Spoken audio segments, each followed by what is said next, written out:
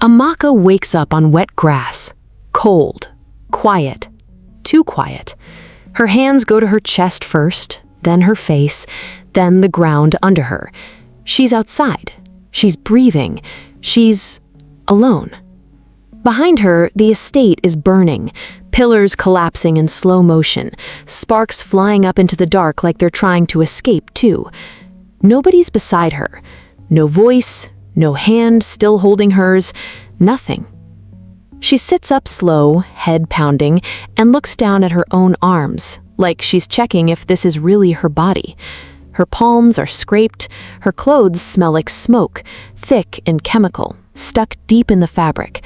Somewhere behind her, wood cracks and folds in on itself, and a whole section of the roof just gives up. Then it hits her. Somebody got her out of there. She just has no idea who. So let me back up. Let me show you the 2 weeks that got her here, flat on her back on a stranger's lawn in the middle of Korea, staring at a burning house that almost became her grave. Amaka landed on Seoul on a Tuesday, jet-lagged, dragging one suitcase and a laptop bag full of restoration reports, her whole career riding on this one contract. She was hired to restore a family estate outside the city, one of those places that's been standing for like 200 years, wood and stone and history stacked on top of history. Her job was simple on paper: save the building, document everything, don't touch what you don't understand yet. The estate belonged to the Han family. Old money, older secrets, the kind of family where nobody explains anything. They just expect you to figure it out on your own. Sun Woo was the one who met her at the gate. Tall, quiet, barely looked at her when he said hello. He walked her through the grounds without much small talk, pointed at a few rooms, told her the archive was off limits until he said otherwise, and left her standing there wondering what she just signed up for. Cold. That's the first word that came to mind. The estate itself was something else, though.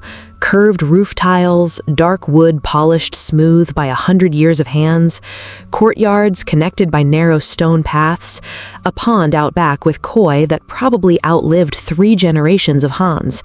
Beautiful, genuinely beautiful, but quiet in a way that made her skin prickle a little, even that first hour, even before anything strange had actually happened. Minho was the opposite. He showed up an hour later with tea and an actual smile, apologized for his cousin, he's like that with everyone, don't take it personal, seriously, and walked her around the parts of the estate Sun Woo skipped. He remembered her name after hearing it once, he asked about her flight, laughed at her jet lag jokes, actually listened when she answered instead of just waiting for his turn to talk. He asked if she was hungry, and when she said she was fine, he brought food anyway. Basically, he made her feel like a person instead of a problem somebody had to manage. So yeah, 2 cousins, 2 completely different energies, and Amaka, 3 hours into this job, already picking a side without meaning to. She didn't know yet how wrong that pick would turn out to be. If you're already getting a weird feeling about this estate, honestly, same. And trust me, the thing she finds in that archive 2 days later is going to make it so much worse. Stick around, because who actually carried her out of that fire is going to wreck you completely. Day 3, Sun Woo finally let her into the archive. He unlocked the door himself, stood there a second like he was deciding something, then just walked away without a word. Weird, but whatever, she thought. Rich families are always weird about their stuff. Inside, the room smelled like old paper and dust, and something underneath that she couldn't quite name. Shelves of documents going back generations, blueprints rolled up in tubes, some so old the paper had gone soft and brittle. Photographs nobody had looked at in decades, faces staring out of frames like they were waiting for someone to remember them. She started cataloging everything, careful, slow, the way you're supposed to with stuff this old, gloves on, notes in a little leather book, one item at a time. That's when she found it. A ledger, tucked behind a stack of property deeds, like somebody wanted it hidden but couldn't quite bring themselves to destroy it completely. Inside, a name crossed out so hard the pen had torn the page. a date that didn't match anything else in the family records, and a single line written in old handwriting that made her stomach drop. She sat there in that dusty room for a long time, just staring at it. Dust floating in the light from the window, the house completely silent around her, like it was holding its breath along with her. Not understanding it, not yet, just knowing somewhere deep in her gut that this estate was hiding something a lot bigger than a restoration project. She closed the ledger slow, like it might wake something up if she moved too fast. Then she put it back exactly where she found it. Exactly. Because whoever hid it there, she wasn't ready for them to know she'd looked. Not yet. She stood up, legs stiff from sitting so long, and walked to the archive window. Outside, the courtyard sat empty in the fading light, and for 1 second she could have sworn a curtain moved in the east wing, the part of the house nobody had shown her, the part that stayed locked no matter what she asked. Probably nothing. Probably just the wind. That night, she barely slept in her rented room in the city, staring at the ceiling, replaying that one crossed-out name over and over in her head until it stopped looking like letters at all. The days kept stacking up after that. Sunwoo stayed distant. Distant in a way that started feeling personal. He'd walk into a room she was working in, go quiet, and walk right back out. He'd cancel meetings without explaining why, texting one line, "Not today," and nothing else. Once she caught him watching her from across the courtyard, and the second she looked up, he turned away like he'd been caught doing something. Minho, meanwhile, kept showing up exactly when she needed him. He brought her coffee when she was buried in paperwork. He translated old documents she couldn't read, sitting close, patient, never rushing her. He listened, actually listened when she talked about the strange ledger entry, nodding along, asking good questions, never once making her feel crazy for being suspicious. Honestly, he told her one afternoon, leaning against a doorframe, arms crossed, "I think my cousin doesn't want this place restored at all." That landed hard, because she'd noticed the same thing. Sunwoo kept accidentally delaying permits, kept steering her away from certain rooms, certain hallways, kept acting like the whole project was a problem he wished would just disappear on its own. Minho leaned in a little, voice low. "Between us, I think he wants this place gone, torn down. There's land value out here you wouldn't believe. This whole area is about to blow up." She didn't want to believe it, but the pieces were lining up so neatly. A man who avoids you, a man who blocks your work, a man who clearly doesn't want anyone digging through his family's history. What else was she supposed to think? One evening, over dinner, Minho insisted on cooking himself. She finally asked him straight out, "What's actually going on with your family? Because something in that archive doesn't add up." He went quiet for a second. Just a second. "There's history here nobody talks about. Old stuff. Stuff my uncle buried on purpose. Sunwoo knows more than he lets on, trust me." "Like what?" "Honestly," he set the spoon down, "I don't fully know, but I've seen him in that archive at 2 in the morning more than once, just standing there, in the dark." She didn't sleep much that night either. Then, one quiet evening, walking past his study, she overheard something that should have cleared it all up. Sunwoo on the phone, voice low and tense, saying he needed more time before anyone else sees the records. "See? There it is. Proof. Right? Right there." Except, later that same night, one of the old groundskeepers, an ajushi who'd worked the estate for 30 years, told her something that stopped her cold. Sunwoo had spent his entire inheritance, every bit of it, fighting off a developer who'd been trying to buy the land for years. He wasn't trying to sell the estate. He was the only reason it hadn't been sold already. The groundskeeper said it plain, no drama in his voice at all. That boy near bankrupted himself keeping this land in the family. People forget that. She stood there, holding her tea, feeling the whole story in her head crack right down the middle. That one detail didn't just complicate things, it broke the whole story she'd built in her head, clean in half, like something snapping. If he wasn't doing it for money, then what exactly was he hiding? She didn't have time to sit with that question, because 2 days later, she found something worse, a file buried at the bottom of a drawer that was supposed to be empty, notes from the last restoration team, the ones who quit without warning mid-project, 6 months before she got there, no explanation given to anyone. Their notes described someone in that house acting unstable, erratic, somebody who made them feel unsafe enough to leave everything behind mid-contract without even collecting their equipment. No name attached, but Sunwoo was the only Han who'd been living there full-time back then. She sat with those pages for a long time, hands cold, heart pounding a little harder than she wanted to admit. She read the last line of the notes twice. "We are leaving tonight. We are not coming back for our equipment." That wasn't a resignation letter. That was someone running. Because if that team left because of him, what exactly was she still doing here, alone in a house he clearly didn't want her in? That night, alone in her rented room in the city, Amaka couldn't sleep. She sat at the little desk by the window, the copy of that old blueprint spread out in front of her, and just looked at it like it might explain itself if she stared long enough. Today had been a mess. Min-ho, warm as always, checking in twice just to see how she was doing, texting her a photo of the sunset like it was nothing. Sunwoo, cold as always, barely making eye contact when they passed in the hallway, mumbling something about the weather before disappearing again. And somewhere between the two of them, she felt herself pulling apart.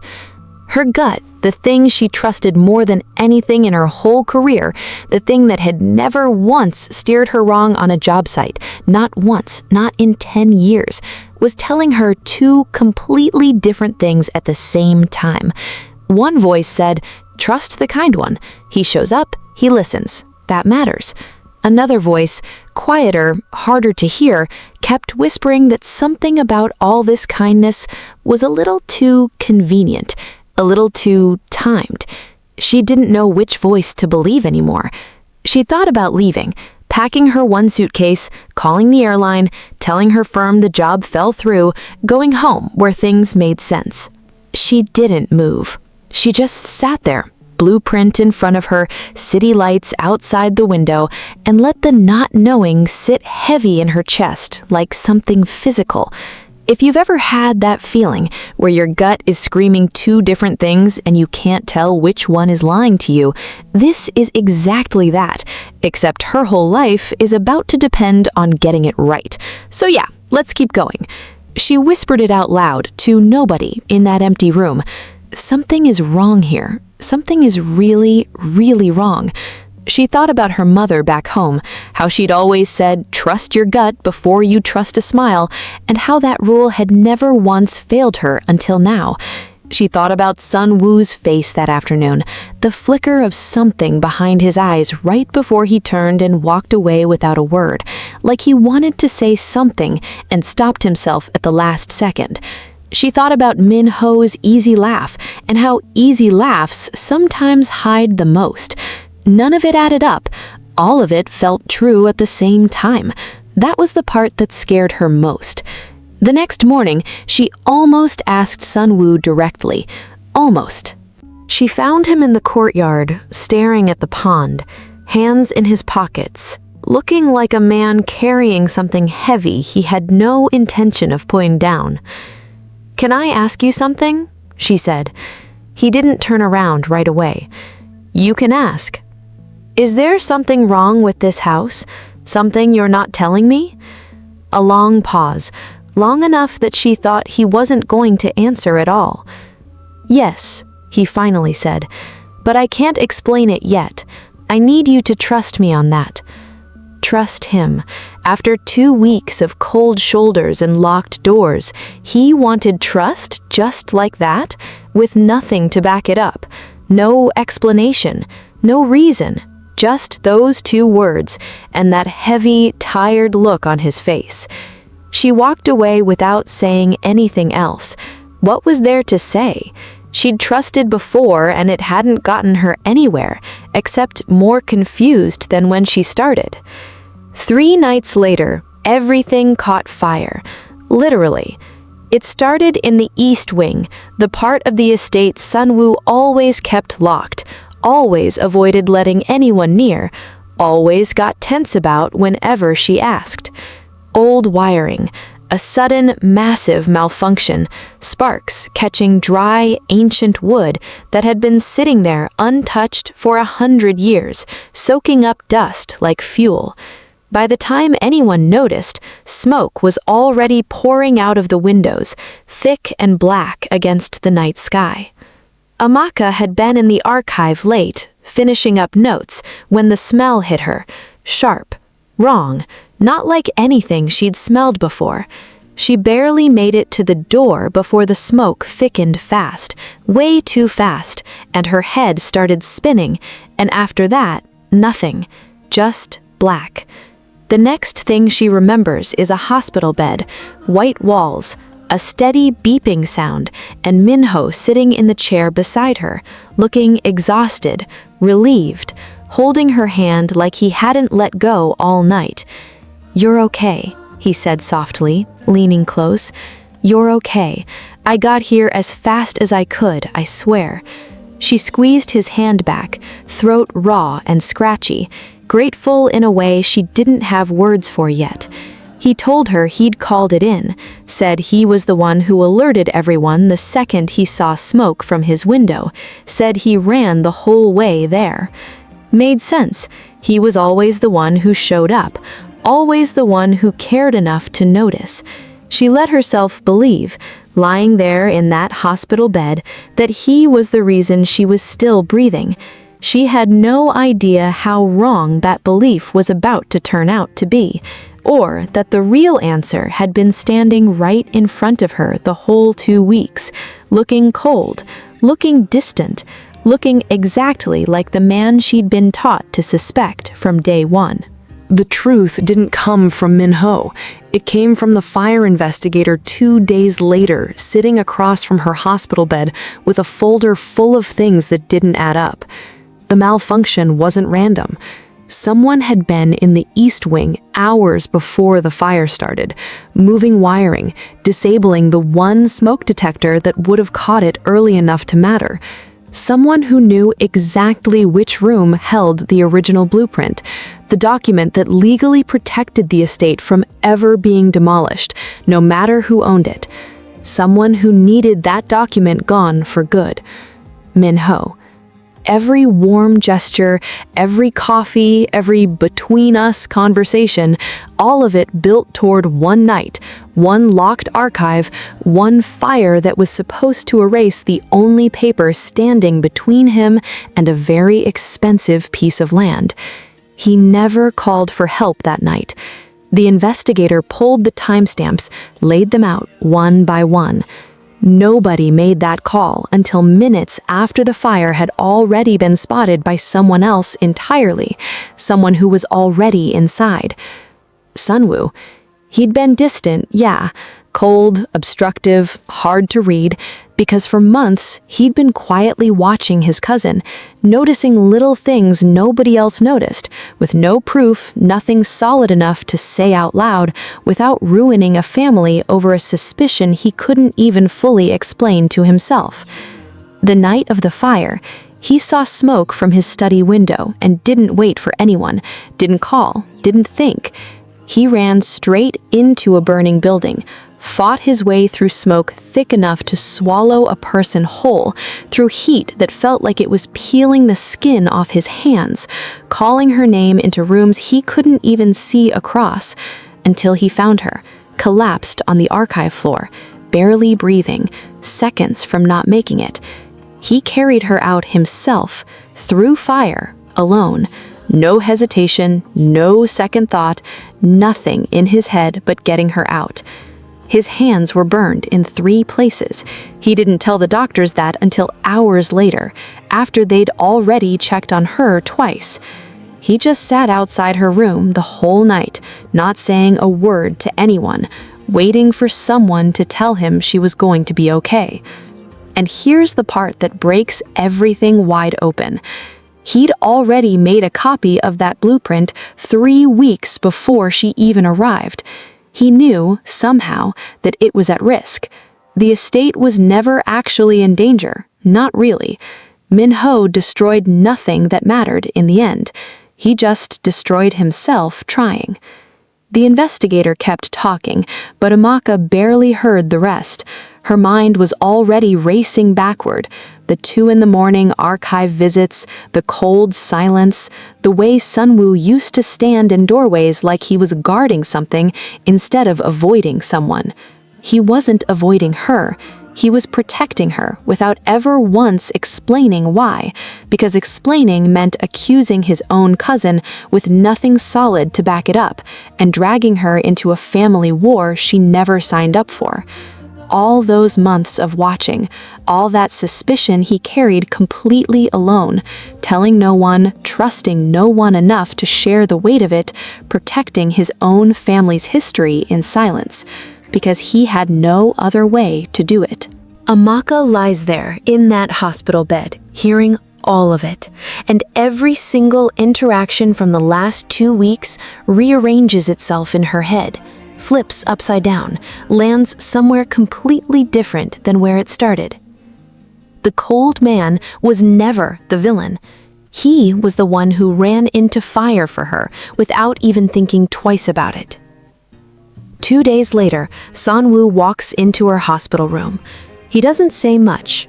He never does.